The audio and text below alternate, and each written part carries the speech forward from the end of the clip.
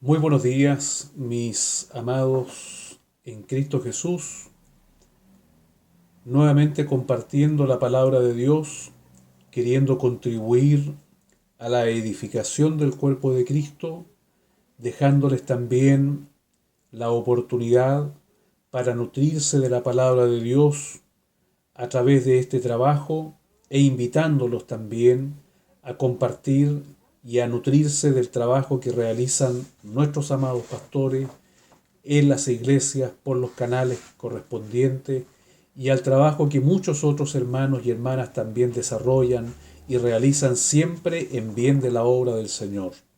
En los días que vivimos, a través de las plataformas de comunicación y de red social, hay una abundancia de pan y debemos eh, adquirir el alimento espiritual siempre teniendo en cuenta la máxima bíblica de examinarlo todo y retener lo bueno. Siempre va a ser saludable que cada uno de nosotros pueda tener una adecuada alimentación dependiendo del momento que vive, de la situación en la que vive. La palabra de Dios es muy dinámica y nos va sirviendo siempre y en todo tiempo para poder fortalecernos y guiarnos a todo lo que es bueno, a toda la buena voluntad de Dios, agradable y perfecta.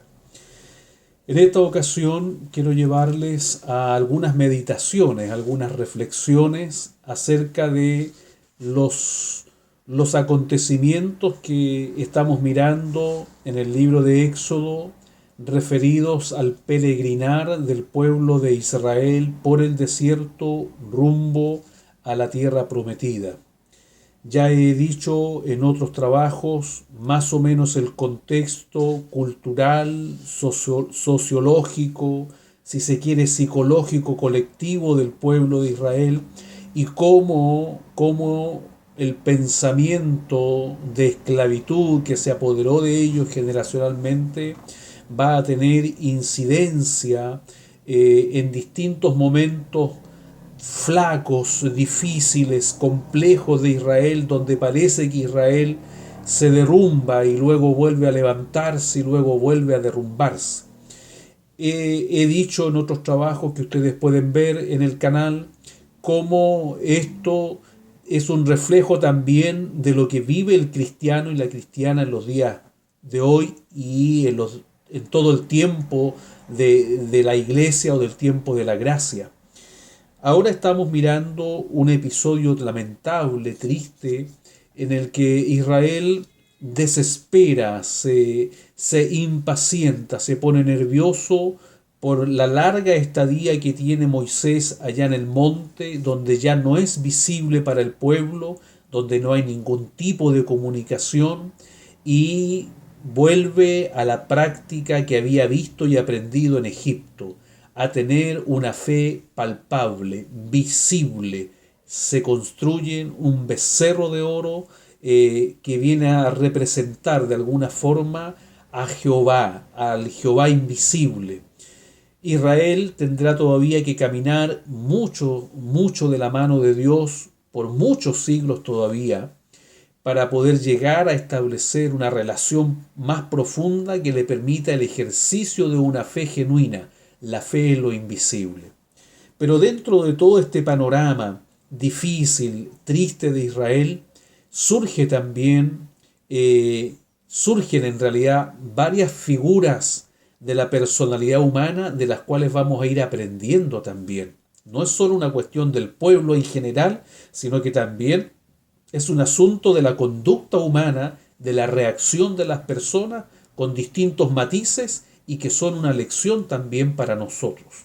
Estamos observando ahora que después de que se ha producido este incidente en que Israel ha presionado a Aarón para que le construya un becerro y así tener un Dios visible o hacer visible a Jehová, viene el acontecimiento inevitable que iba a ocurrir. Lo que pasa es que Israel no sabía cuándo, pero sí iba a ocurrir que Moisés iba a retornar del monte, iba a volver. Entonces, previo a este retorno hay una conversación muy interesante entre dos seres cuya estructura tiene una distancia inconmensurable. El ser principal es el eterno, es Jehová, el Señor, el creador del universo. La otra figura es el pequeño hombre, Moisés. Y por increíble que nos parezca, hay un diálogo entre estas dos personas, ¿no? Estos dos seres, ¿ah? Uno celestial, supremo, infinito, y el otro terrenal, pequeño, finito, mortal. Pero hay un diálogo, y en este diálogo, a simple vista, pareciera que este pequeño ser mortal tiene como la capacidad de frenar a Dios, como que tiene la capacidad de cuestionar a Dios, le hace algunas preguntas inclusive. Eh, pero la verdad es que el trasfondo de la escena no encierra el mensaje de que un ser humano pueda frenar a Dios, sino que el mensaje es que Dios, en su amor y en su soberanía, determina descender, bajar y conversar con el hombre, hablar con el ser finito. El infinito decide conversar con el ser finito, decide escucharlo, decide compartir su corazón. Esto es lo que estamos mirando en los versículos 9 al 14 del capítulo 32 de Éxodo. Quiero leerlos para tener en memoria y presente los detalles de este diálogo, y lo hago en el nombre del Señor Jesucristo. Éxodo capítulo 32 versículos 9 al 14. Dice así: dijo más Jehová a Moisés: yo he visto a este pueblo, que por cierto es pueblo de dura cerviz. Ahora pues déjame, voy a repetir esa palabra, déjame que se encienda mi ira en ellos y los consuma, y de ti yo haré una nación grande. Entonces Moisés oró en presencia de Jehová su Dios y dijo: oh Jehová, ¿por qué se encenderá tu furor contra tu pueblo, que tú sacaste de la tierra de Egipto con gran poder y con mano fuerte? ¿Por qué han de hablar los egipcios diciendo: para mal los sacó, para matarlos en los montes y para raerlos de sobre la faz de la tierra? Vuélvete del ardor de tu ira. Voy a repetir esa palabra. Vuélvete del ardor de tu ira y arrepiéntete. Voy a repetir. Y arrepiéntete de este mal contra tu pueblo.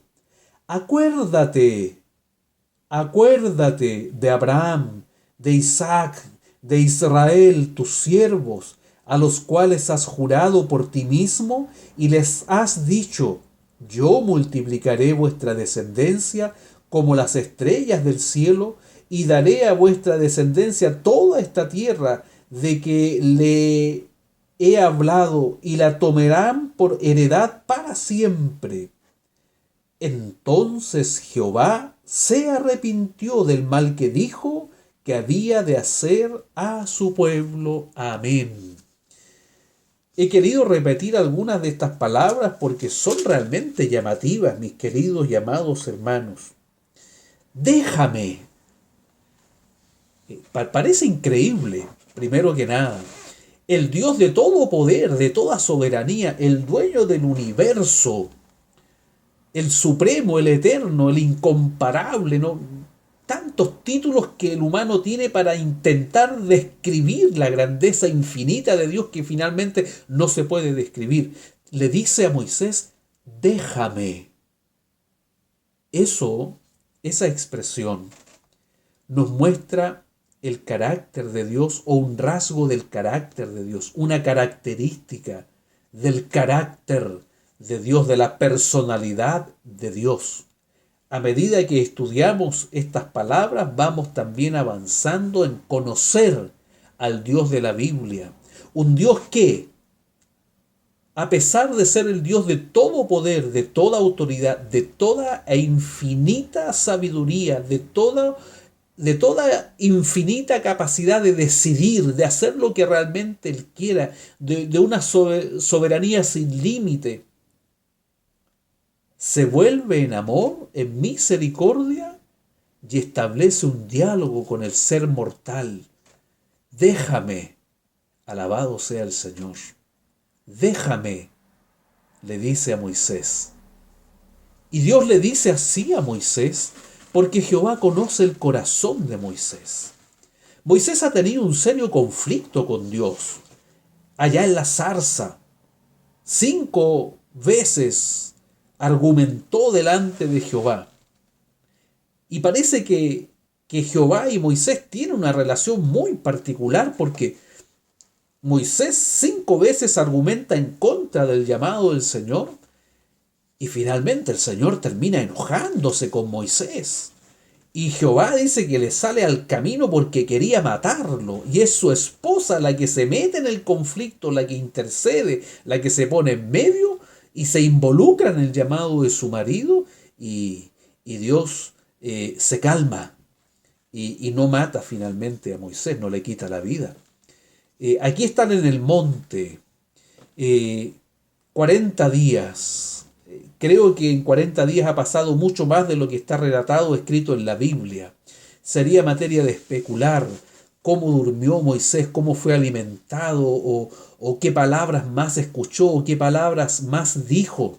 Pero lo cierto es que aquí tenemos el registro de un diálogo donde Jehová el Eterno dice, déjame, mis amados hermanos, mis queridas hermanas, aprendamos a relacionarnos con Dios.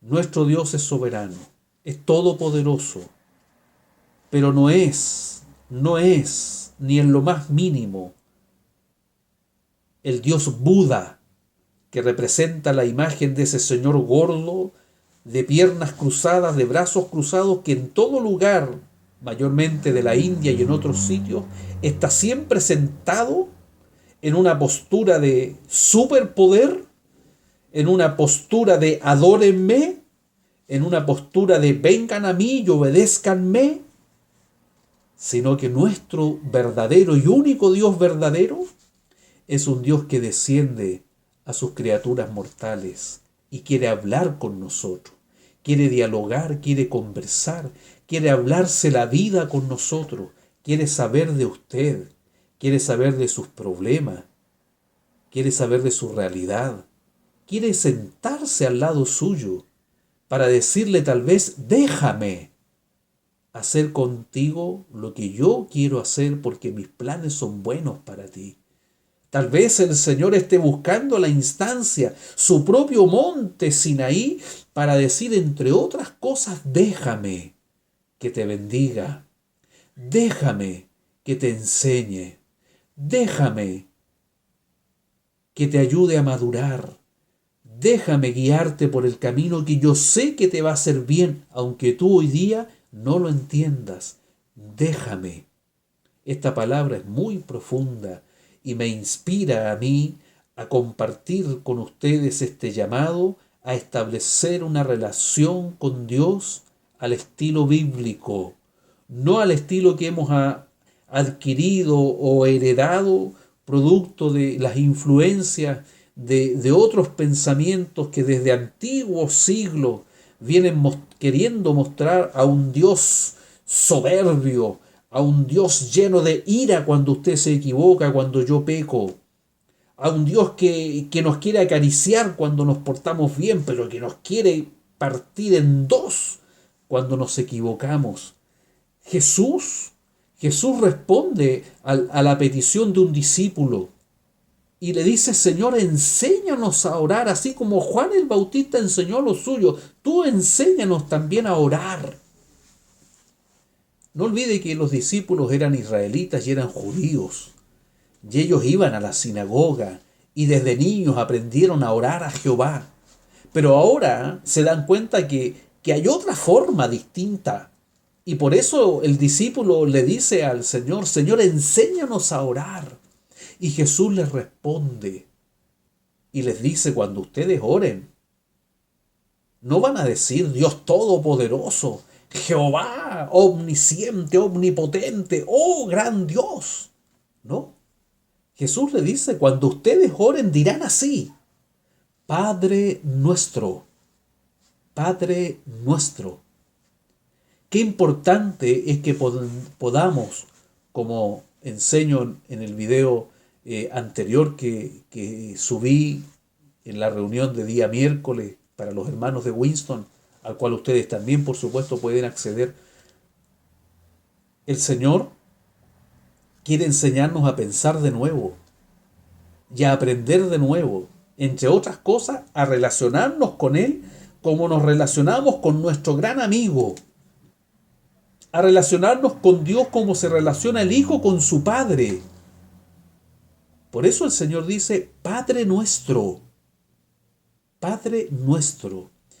La gran mayoría tal vez hemos aprendido una forma distinta de relacionarnos con papá y con mamá. Por distintas razones, algunos no hemos tenido mayor fortuna a veces en esto. Quien les habla nunca conoció a su padre biológico. Luego Dios me permitió y me honró con un padre adoptivo, pero que también se dedicó siempre con mucho esfuerzo a trabajar y a trabajar y a trabajar. Fueron pocas las veces que dedicó tiempo. Y además era un varón cristiano también muy correcto y muy severo. Así uno aprende a relacionarse con el papá y cree al final que así también es Dios con nosotros. Pero el Señor nos invita, Padre nuestro. El Señor quiere relacionarse con nosotros de una manera muy, muy misericordiosa, zambullida en lo profundo del amor de Dios. Déjame, déjame.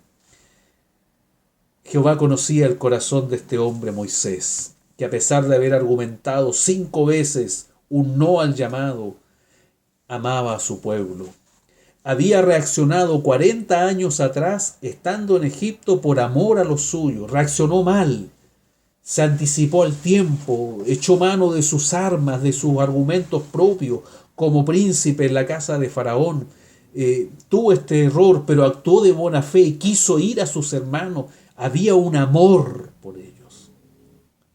Allí también aprendemos cuán necesario es que por amor a otros nosotros aprendamos a relacionarnos con Dios para bendecir a otros, para interceder por otros, para interceder aún por aquellos que se nos oponen, que nos maltratan injustamente, que desde su ignorancia a veces nos comentan cosas sin saber el fondo de los asuntos, nos hablan a través de los prejuicios.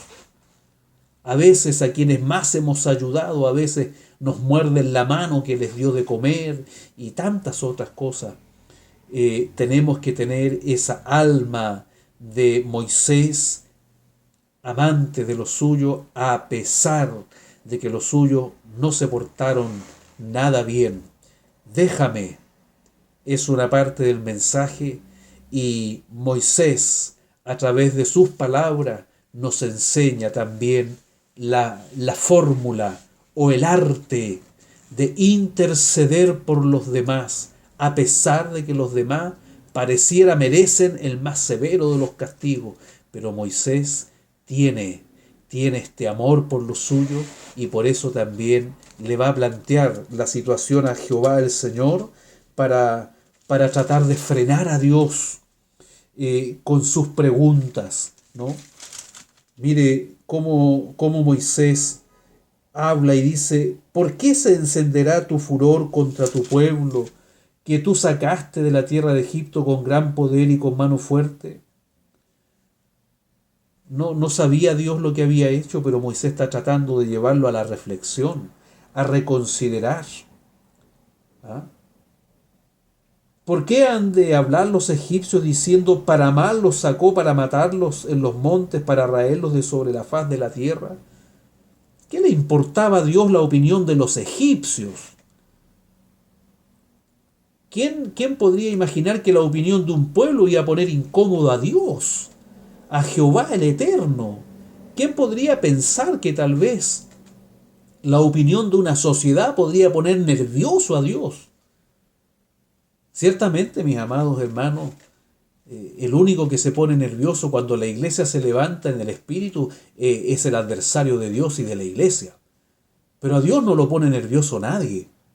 Pero Moisés está intercediendo, Moisés está argumentando delante de Dios para llegar a decirle una palabra tan particular, tan fuerte como la que acabo de yo destacar de déjame. Y Moisés le dice, vuélvete, vuélvete. Oh, hermanos amados, fuerte palabra, el mortal hablando con el inmortal, con el Dios eterno, vuélvete del ardor de tu ira y arrepiéntete.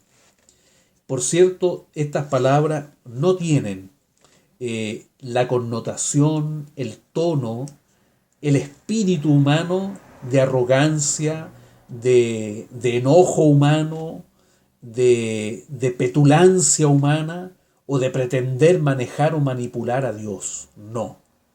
Estas palabras están en el corazón de alguien que no escatima aún tener una discusión con Dios en favor de los demás. Vuélvete, arrepiéntete.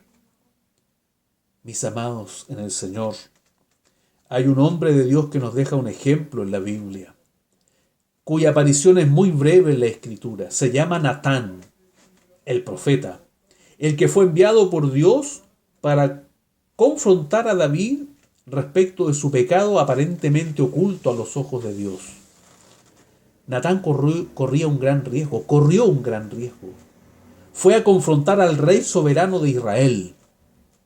Y el rey en su soberanía pudo haberle cortado la cabeza ahí mismo. Pudo haberle cortado la vida a él, a su familia, a su linaje. Pero Natán fue y cumplió la instrucción de Dios y usó palabras magistrales para poder llevar al rey a un punto de inflexión. E hizo este trabajo en la gracia de Dios por amor a Dios primeramente, pero también al rey de Israel. Por amor nosotros también podemos ponernos enfrente de las balas en la batalla. Es lo que Moisés está haciendo. Moisés está poniendo el pecho a las balas. Moisés está hablando con el Dios eterno. Quizás habrá pensado Moisés, se irá a enojar Jehová por lo que voy a decir.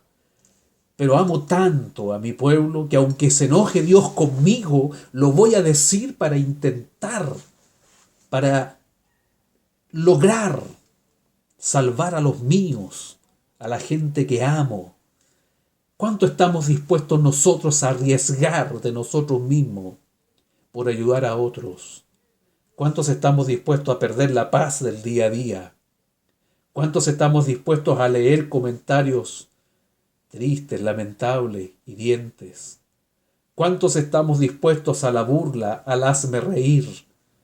¿Cuántos estamos dispuestos a ser sometidos a la presión de un adversario que quiere acallarnos? ¿Cuánto está dispuesto usted, mi hermano, mi hermana, por el bien de los demás, por el bien de los de su casa, por el bien de la iglesia? Dios nos bendiga en esta mañana. Moisés, vuélvete, arrepiéntete, Dios eterno, Jehová, Señor. Arrepiéntete de lo que has pensado. Arriesgo mi vida si tú te enojas conmigo por mi palabra. Pero quiero que consideres no hacer este mal contra tu pueblo. Acuérdate, como que si Dios sufriera Alzheimer, como si Dios tuviera demencia senil, se le olvidaran las cosas, como nos pasa a nosotros cuando entramos en años. Dios no olvida nada, pero Moisés le dice, acuérdate, tú dijiste a Abraham, tú ratificaste a Isaac, tú le volviste a repetir a Jacob, que harías de su linaje un linaje grande, especial, que lo multiplicarías como las estrellas del cielo, como las arenas del mar. Acuérdate, vuélvete, arrepiéntete. ¿Cuántos estamos dispuestos a impregnarnos del corazón de Moisés en el monte Sinaí por el bien de los demás? Dios nos bendiga. En esta hora, la palabra de Dios nos va llevando de camino a esto tan grande que el alma que intercede puede lograr en favor de los demás. Entonces Jehová se arrepintió del mal que dijo que había de hacer a su pueblo. Mis queridos y amados hermanos, una escritura nos dice, nos enseña que la oración del justo, ¿ah?, orando de manera eficaz, es decir, orando en la dirección correcta, puede mucho. Acuérdate, acuérdate, Señor. Oh, Dios nos bendiga en esta mañana. Dios nos guarde, nos dé este espíritu que me emociona de Moisés y que deseo sea también la fuerza permanente que me mueva a compartir la palabra de Dios en todo momento, en todo tiempo, aun cuando pudiera haber alguna oposición, pero por amor al que recibe, al que se alimenta, ¿no?, al que dice gracias, hermano, porque en una de sus frases el Señor me fortaleció. No siempre todo el mensaje, a veces una palabra, una frase, llega a lo profundo del corazón y le otorga al hombre, a la mujer, fortaleza. Dios nos bendiga. También aprendemos de este episodio cómo la terquedad puede producir también la disciplina de Dios en el creyente. Moisés, recordaba hace unos minutos atrás, cuando fue llamado allá en la zarza, argumentó 5 veces. Dios en la primera, en la segunda, en la tercera, en la cuarta, en la quinta vez se bajó y le dio alternativas a Moisés a cada uno de sus argumentos. No obstante, parece que Moisés resultó ser un hombre duro, porfiado, terco. Tanto así que Jehová quiso salir al camino de Moisés y quitarle la vida. Mis amados en el Señor, eso provoca la terquedad, el porfiar contra Dios. Una expresión que quedó grabada en la experiencia del apóstol Pablo cuando todavía era Saulo de Tarso. Dura cosa te es dar coces contra el aguijón, se le dijo a Saulo. Esto quiere decir, dura cosa te es dar de patadas contra los clavos. No sé si usted puede imaginar allí, mientras ve este trabajo, lo que puede significar comenzar a patear alguna estructura con puntas afiladas. Eso es lo que significa dar coces contra el aguijón. Dura cosa te es porfiar, Saulo. Dura cosa te es seguir haciendo lo que haces creyendo que agradas a Dios. Así ocurre con nosotros. La terquedad puede visitarnos y aún nublarnos a tal nivel que podamos pensar que de esta forma estamos agradando a Dios y lo que estamos haciendo no es otra cosa que ir en contra de Dios. Y esto en algún momento puede despertar también la disciplina de nuestro Dios que nos ama, de nuestro Padre que disciplina y castiga al hijo, a la hija que ama. Guárdenos el Señor, ayúdenos Dios, para que si algún espíritu de terquedad aflora en nuestro corazón, en nuestro carácter, los llevemos sujetos al Señor, como nos enseña Pablo allá en su segunda carta a los Corintios capítulo 10. Aprendamos a llevar cautivo no solo los pensamientos, sino también las actitudes, las reacciones. Nuestra terquedad, tomémosla prisionera y llevémosla cautiva a los pies de Cristo para que sea sometida a la voluntad del Señor. y no prevalezca la porfía, porque puede meternos en serios problemas en nuestra relación con Dios. Dios no se agrada de los tercos, de los rebeldes. Dios no se agrada de la terquedad en el hombre, en la mujer, porque esto lleva también a una soberbia, lleva a una actitud de un carácter soberbio, altivo, altanero, y ya sabemos la cita bíblica, búsquela en su Biblia. A los altivos Dios los mira desde lejos, más a los humildes el Señor los acepta, más que aceptarlos en que se acerquen a los humildes. Dios les sale al encuentro, los sale a buscar, se regocija con los sencillos. Me dé a mí el Señor espíritu humilde, a usted también, y nos libre de la terquedad. Dios nos bendiga en esta mañana. La oración siempre es necesaria. En términos personales, la oración sostiene la vida individual del creyente, pero también sostiene la oración a una iglesia, también sostiene la vida de una comunidad cristiana. Ayúdenos Dios a aprender a orar por los demás.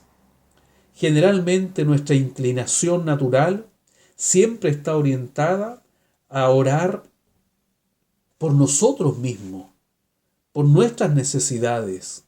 Por allí siempre comenzamos, o en la mayoría de los casos se comienza por allí. Luego pasamos a la esfera de lo familiar, de lo sentimental, de nuestros afectos con los más cercanos. Y a veces recordamos orar por los demás. Pero sería mejor que aprendiéramos primero a orar por los demás y dejar en el pliego de las peticiones, en el último lugar, lo nuestro. De eso se agrada a Dios también. De eso se agrada el Señor. Dios tiene un principal afecto por aquellos que oran en favor de los demás, porque es también la esencia de su obra a través de Jesucristo. Él no vino para ser servido, vino para servir. Por lo tanto, cuando tenemos una oración intercesora, nosotros también imitamos al Señor, quien vino en favor nuestro y quien hoy día, además, está intercediendo como sumo sacerdote en favor de nuestra vida. Así que si nosotros tomamos esa postura, estamos acercándonos al carácter de Dios, estamos imitando al Señor y por supuesto nos estamos impregnando del profundo amor de Dios. Dios nos bendiga. Dios responde también la oración que se hace en este sentido. Dios también se digna en responder de manera positiva a la oración intercesora. Quizás alguien tenga la experiencia, el testimonio de cómo vio que por su oración Dios prolongó la vida, sanó la enfermedad de otro, hizo un bien en vez de un castigo en favor de otro. Pero hay muchas cosas que seguramente en esta vida no vamos a poder comprobarlas, las comprobaremos arriba en los cielos. Ahí nos vamos a dar cuenta cuando nuestra oración, nuestra actitud fue la correcta en favor de otro y cómo nuestra oración hizo que Dios detuviera su justo juicio y beneficiara con bendiciones y misericordias a otros, aun cuando tal vez los otros no lo merecían. Nos ayude el Señor para tener este espíritu intercesor, de amor por los demás, más allá de lo que los demás pudieran hacer por nosotros o sentir en favor de nosotros. Es fácil interceder por aquellos que nos quieren. Es fácil interceder por aquellos que tienen afectos con nosotros, que se gozan con nosotros, que nos apoyan. Pero otra cosa es cuando tenemos que interceder en favor de aquellos que nos han hecho mal, que nos difaman, que nos calumnian. Y cuánto más en favor de aquellos que, a pesar de estar haciéndole nosotros un bien, siguen haciéndonos un mal con sus actitudes, con sus cosas que les nacen de un corazón generalmente inmaduro y desinformado por lo demás. Nos ayude el Señor para que podamos arriesgarnos en favor de otro, porque eso es seguir a Cristo. Yo soy el buen pastor, dijo el Señor. El buen pastor su vida da por las ovejas. Se mete en el medio del rebaño y intercede, se pone en medio entre Dios y sus hermanos, entre Dios y su familia, como lo hizo Moisés y como reflexionábamos recién en la primera parte de estos versículos, a través de estas palabras, donde Moisés lo arriesga todo. Vuélvete, arrepiéntete, acuérdate, oh Jehová, eh, y finalmente logra el bien que está buscando para sus hermanos, que Dios desista de hacer un justo juicio con aquellos que han cometido un serio y lamentable error. Nos ayude el Señor. Les dejo esta palabra que les sirva para seguir avanzando en el estudio de la Sagrada Escritura, que encuentre en esta palabra materiales para armar lo que le toque exponer un día delante de sus hermanas, delante de sus hermanos, siempre en el buen deseo de ser un sencillo colaborador de la obra del Señor, hermano común y corriente como cualquiera de ustedes, que no hace más que dar de gracia lo que recibe por gracia y que por misericordia ha entendido que este bien no es un tesoro personal, no excluye a los demás, sino que más bien el deseo del Señor es que a través de estos trabajos sencillos le glorifiquemos a Él y beneficiemos a la iglesia, ayudando, sosteniendo. Les mando un cariñoso saludo en el amor fraterno, deseando que esta palabra Dios la grabe en la tabla de nuestros corazones y que podamos llevarla al día a día, a la práctica, a la obra que el Señor nos ha llamado. Para el Señor sea la honra, sea la gloria, sea toda la alabanza, todo el crédito. Usted en todo alabe al Señor porque de Él vienen estas cosas. Para nosotros sea su paz. Y les comparto el shalom, les comparto la paz del Señor, deseándole que se fortalezca, se alimente y siga avanzando en esperanza, que vendrá el día en que volveremos al monte de Sión, Jerusalén, sí, la celestial. De momento el templo es el representativo de ese monte de Sión desde donde Dios a los suyos les da paz y justicia. Que el Señor les guarde, les bendiga, la paz de Dios con nosotros desde ahora y para siempre. Amén.